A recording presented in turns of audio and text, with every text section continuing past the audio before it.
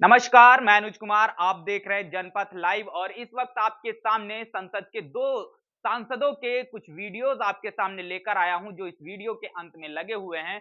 लगातार पूरे देश के अंदर जो मामले उठ रहे हैं, उन मामलों को लगातार ये दोनों सांसद उठा रहे हैं। वो जिस तरीके से प्रमोशन में आरक्षण के बिल की बात किया जाए, प्राइवेट सेक्टर में आरक्षण की बात किया जाए, लगातार दलितों पर हो रहे अत्याचार, चाहे वो हरिद्वार वाला मामला हो या फिर अलीगढ़ वाले मामले हों, चाहे वो तमाम पूरे देश के अंदर जो विसंगतियां हैं, लगातार जिस तरीके से एससी एसटी और खेतीहीन जो लोग हैं उनको भूमि के पट्टों की बात हो, इस तरीके के तमाम मुद्दे लगातार ये दोनों सांसद उठाते रहते हैं। लेकिन एक सांसद को लगातार पूरे देश के अंदर तमाम जो मीडिया है वो लगातार लाइमलाइट देता है, उसकी हर एक बाइट को अब तवज्जो देता है, उस पर बड़ी बड़ी वीडियोस करता है। वहीं दूसरे सांसद को जहां पर देखा जाए, तमाम सोशल मीडिया, तमाम बहुजन मीडिया, तमाम मेन स्ट्रीम मीडिया जिस तरीके से इग्नोर करता है, आखिर इसके पीछे क्या कारण है? जिस तरीके से मैं बात कर रहा हूं, राज्यसभा सांसद रामजी गौतम जो बहुजन समाज पार्टी के सांसद हैं, और दूसरे नगीना से चयनित चंद्रशेखर आजाद रावण जो आजाद समाज पार्टी से सांसद हुए।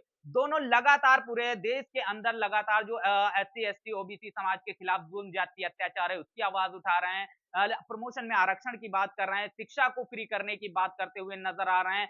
लगातार वो मुद्दे उठा रहे हैं और ये बहुजन समाज पार्टी के जो सांसद हैं, लगातार अब से ही नहीं, बहुजन समाज पार्टी शुरू से ही आज तक इस तरीके के मुद्दों को लगातार उठा रही है। 2 अप्रैल के मुकदमों को खारिज करने के दोनों सांसद बात कर रहे हैं, लेकिन इसके बावजूद अगर आप देखेंगे, तमाम चाहे बहुजन मीडिया हो, चाहे मेन स्ट्रीम मीडिया, वो लगातार चंद्रशेखर आजाद रावण को ही तवज्जो देता है और रामजी गौतम यानी बहुजन समाज पार्टी को तवज्जो नहीं देता, जबकि वो एक राष्ट्रीय पार्टी है। आखिर क्या वजह है? क्या ऐसा तो नहीं है क्योंकि जिस तरीके से मुद्दे उठा रहे हैं, सेम मुद्दे दोनों उठा रहे हैं, फिर एक को इतना लाइमलाइट, इतनी तवज्जो और दूसरे को इतना इग्नोर करना, क्या कारण हो सकते हैं? कहीं ऐसा तो नहीं जो बहुजन समाज पार्टी को धीरे-धीरे खत्म करने की कोशिश की जा रही है, उसी की ये पहल है कि एक व्यक्ति को इतना लाइमलाइट दिया जाए और दूसरे को इस तरीके से इग्नोर किया जाए, जबकि बात दोनों सेम कर रहे हैं, दोनों लगातार उसी मुद्दे को उठा रहे हैं और अब से नहीं, लगातार शुरुआती दौर से उठा रहे हैं। चंद्रशेखर आजाद रावण जब सदन से बाहर थे, तो वो सदन के बाहर सड़कों से वो आवाज उठाते थे और बहुजन समाज पार्टी के जो सांसद हैं और बहुजन समाज पार्टी सदन में जब से बहुजन समाज पार्टी बनी है,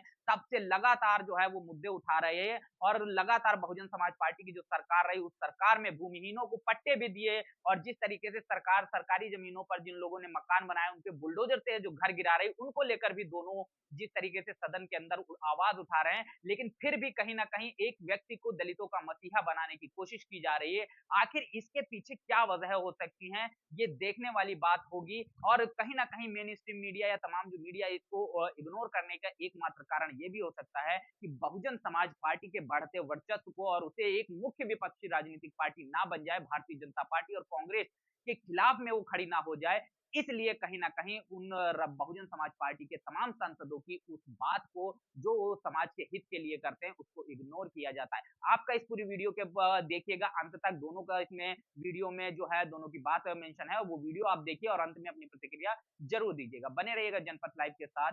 जय।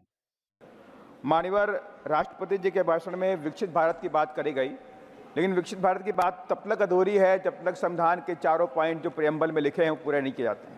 सामाजिक न्याय, जस्टिस में सामाजिक न्याय, आर्थिक न्याय आज भी इस देश के अंदर दलितों, पिछड़ों, आदिवासियों को नहीं मिला। माननीय इस पर सरकार को विशेष ध्यान देना पड़ेगा और मैं सरकार से कहना चाहता हूँ आपके माध्यम से कि रिजर्वेशन में, प्रमोशन में रिजर्वेशन का जो बिल पेंडिंग पड़ा है उसे पूरा कराया जाए, प्राइवेट सेक्टर में रिजर्वेशन दिया जाए और साथ ही विकसित भारत की बात इस देश में तब तक नहीं हो सकती जब तक हम शिक्षा की तरफ नहीं बढ़ेंगे। जितने भी इस देश बाहर की कंट्री हैं, डेवलप कंट्रीज़ हैं, उनके पास एजुकेशन के दम पर, साइंस और टेक्नोलॉजी के दम पर आगे बढ़ी हैं, लेकिन आज शिक्षा का बाजारीकरण किया गया। शिक्षा को तमाम सरकारों ने पीछे गरीबों से धकेलने का काम किया। आज शिक्षा गरीबों से बहुत दूर होती नजर आ रही है। इस पर भी मैं सरकार से आग्रह करूंगा, शिक्षा को लेकर के गरीबों की शिक्षा फ्री की जाए। साथ ही जातिवाद एक बड़ा जहर है, जब तक सोच विकसित नहीं होगी, जातिवाद से बाहर नहीं निकलेंगे तो बात नहीं बनने वाली। पूरे देश के अंदर जातिवाद की घटनाएं बढ़ी, अत्याचार की घटनाएं बढ़ी। अभी कुछ दिन पहले उत्तर प्रदेश के फिरोजाबाद में एक दलित युवक को थाने में और वहाँ पे जेल के अंदर पीट के मार डाला गया और ऐसी कई घटनाएं देखने को मिलती हैं। मानवर एक दुर्भाग्य की घटना घटी हरिद्वार के अंदर, एक 13 साल की बच्ची के साथ कई लोगों ने बलात्कार किया। ये घटनाएं दुखद है मान्यवर। इस पर भी सरकार को रोक लगाना चाहिए कि ऐसी घटनाओं की पुनरावृत्ति देश में नहीं होनी चाहिए। और मान्यवर एक बात और मैं कहना चाहता हूं कि पिछले कई सालों से इस देश के जो दलित और आदिवासी है उस सरकारी जमीनों पर मकान बना के रहता है। उनके पास कोई कागज नहीं है, दशकों सदियों से रहते हैं, लेकिन सरकार ने पिछले कई सालों से सरकारी जमीन खाली कराने के नाम पर बुलडोजर से मकान तोड़ दिए और वो बेचारे बेघर हो गए। दलितों के मकान तोड़े गए, आदिवासियों के मकान तोड़े गए, मुसलमानों के मकान तोड़े गए। इस पर भी सरकार को ध्यान देना चाहिए। सरकार पूरे देश की है, जनता की है, चाहे वो दलित हो, चाहे आदिवासी हो, चाहे वो पिछड़े समाज का हो। मानवर लास्ट में कहना चाहता हूं, किसान सम्मान निधि अच्छी बात है, लेकिन कभी आपने सोचा किसान सम्मान निधि तो ठीक है, लेकिन कभी आपने सोचा जो कृषि में जो काम करते हैं, कृषि श्रमिक जिसे खेतिहर मजदूर कहते हैं, वो सिर्फ 2-3 महीने की इनकम पर डिपेंड करते हैं। मानवर मैं सरकार से कहना चाहता हूं आपके माध्यम से, जो खेतिहर मजदूर है, कृषि श्रमिक है, उनको भी किसान सम्मान निधि की तरह कृषि श्रमिक निधि देने का सरकार काम करे। और साथ ही मैं आपके माध्यम से कहना चाहता हूं कि SC/ST जो हैं आर्थिक न्याय कैसे मिलेगा। SC/ST OBC के लोगों को उनके अपने पैर पे खड़ा करना पड़ेगा। कई दसियों साल से इस देश के अंदर SC/ST लोगों को कहीं पट्टे नहीं दिए गए, जमीन के पट्टे नहीं दिए जा रहे हैं, जबकि उत्तर प्रदेश के अंदर 2007 से 12 के बीच में आदरणीय बहन कुमारी मायावती जी ने 4.5 लाख हेक्टेयर जमीन SC/ST OBC के लोगों को, जो भूमिहीन लोग थे, उनको देने का काम किया था। मानवर मैं यही सब बातें आपके माध्यम से कहना चाहता हूं। साथ ही एक लास्ट पॉइंट मानवर मैं कहना चाहता हूं, 2018 की घटना, जब SC/ST एक्ट को खत्म किया गया, सुरक्षा कवच को खत्म किया गया, तो वहां पे आंदोलन हुआ। आंदोलन में लाखों बच्चों के ऊपर मुकदमे किए गए, लेकिन सरकार से मैंने कई बार आग्रह भी किया है कि उन मुकदमों को खत्म कर दे। जब आपने बात को मान लिया है, SC/ST कानून को वापस भी कर दिया, तो उनके ऊपर लगे मुकदमे वापस कर दे। ये मेरी सरकार से अनुरोध है आपके माध्यम से। धन्यवाद। जय भीम, जय भारत। मैं मानता हूं कि सामाजिक न्याय तभी होगा माननीय सभापति जी, जब जातीय जनगणना पूरी होगी और जातीय जनगणना कराई जाएगी और साथ साथ संख्या के आधार पर आरक्षण जो है वंचित वर्गों का बढ़ाया जाएगा। उसके साथ साथ जब राष्ट्रपति जी अभिभाषण पर बात रख रही थी तो उन्होंने शहरी और ग्रामीण क्षेत्रों के विकास की बात कही और ये भी कहा कि दुनिया में सबसे उत्तम शहर हमारे यहाँ बने।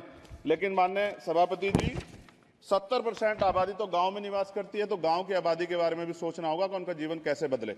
माननीय सभापति जी, उच्च शैक्षणिक संस्थानों में बहुजन समाज के जो छात्र हैं उनके साथ कास्ट एट्रोसिटी हो रही है, निरंतर उनकी हत्या हो रही है। साथ साथ जो सरकारी कर्मचारी हैं दफ्तरों में, उनके साथ भी जो SC/ST OBC और मुस्लिम और अन्य धार्मिक अल्पसंख्यक उनके साथ भी माननीय सभापति जी जातिगत और धार्मिक जो है शोषण किया जा रहा है। इसलिए मेरी मांग भी है कि पुरानी पेंशन को भी अध्यक्ष जी बहाल किया जाए। जो कर्मचारी देश की सेवा में लगे हैं उनका भी सम्मान होना चाहिए। साथ साथ सभापति जी, भाजपा ने चुनावी लाभ के लिए सबका साथ सबका विकास के नारे दिए जो खोखले हैं, क्योंकि 10 साल में दलित, पिछड़े, आदिवासी, मुस्लिम और अन्य धार्मिक अल्पसंख्यक जो अत्याचार हुए हैं वो किससे छिपे हुए नहीं हैं। ये गलत है, ये बंद होना चाहिए।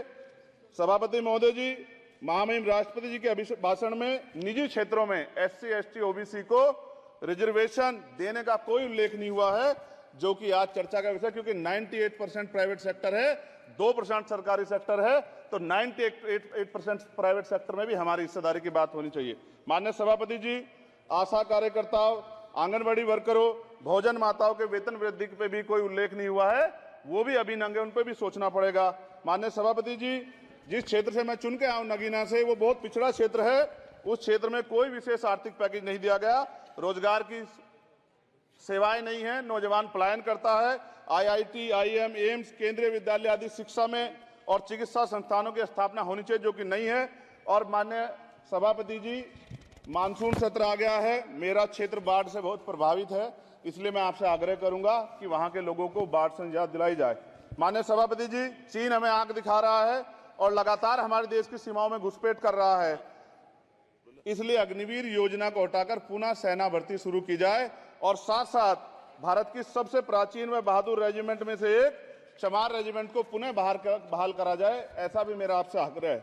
माननीय सभापति जी, पिछले सारे प्रधानमंत्रियों ने मिलकर जितना कर्ज लिया है उससे दुगना कर्ज हमारे वर्तमान के प्रधानमंत्री जी ने लिया है। किसान अगर अपना कर्ज माफ कराने के लिए जाता है तो लाठी झेलनी पड़ती है, जबकि सरकार ने धन्ना सेठों का 15 लाख करोड़ रुपया माफ किया है। इस ओर हमें ध्यान देना पड़ेगा। हमारी आने वाली पीढ़ियों को ये कर्ज चुकाना पड़ेगा।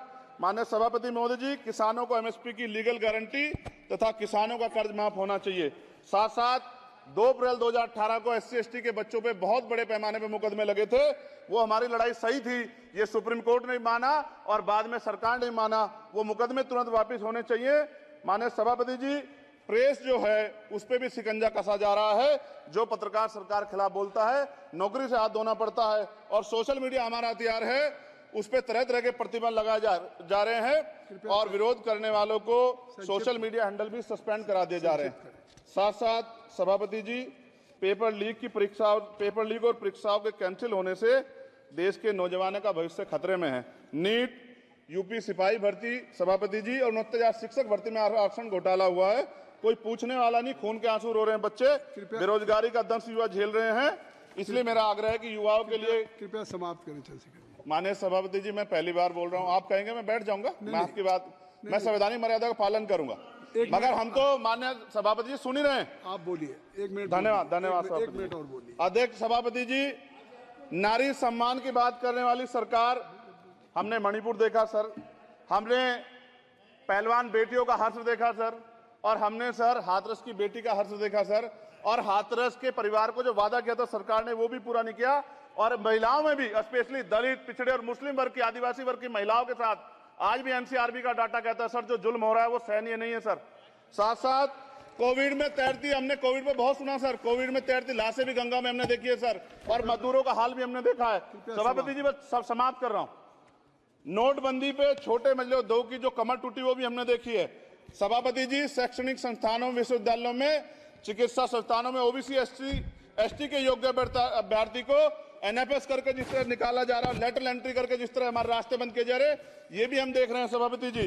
साथ साथ मेरा ये कहना है सर, ये सबका इशू है कि प्राइवेट कर्मचारी सर और सरकारी भी कई जगह पे 8 से ज्यादा घंटों से काम करते हैं और उनको जो सर उचित वेतन भी नहीं मिलता। तो न्यूनतम वेतन 20,000 रुपए तय हो और 24 घंटे की ड्यूटी। उदाहरण के तौर पर यूपी पुलिस सर बहुत पूरा काम करते हैं वो लोग। वो राज्य के विषय हैं, आप यहाँ सर मैं आपके राज्य सरकार के लिए भी आपके संज्ञान में डाल रहा हूँ विषय सर। पुलिस सब जगह है सर, लेकिन सवाल ये है सर, बहुत पसीना बातें हैं, 8 घंटे की ड्यूटी और वेतन विसंगति, बॉर्डर स्कीम से उनको जो बाहर